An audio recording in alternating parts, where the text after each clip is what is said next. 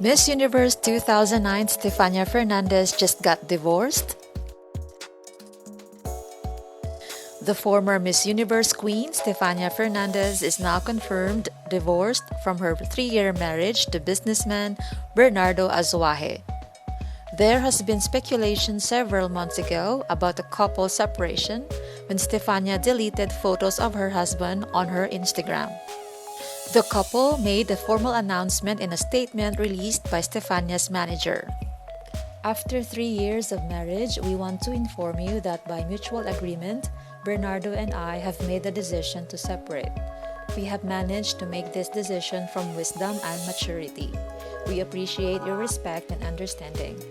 We will not be giving more statements on the subject.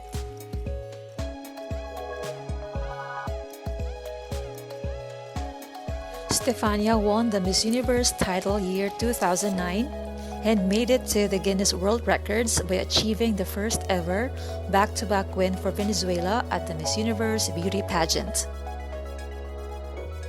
Thank you for watching, and for more pageant news and updates, please don't forget to subscribe.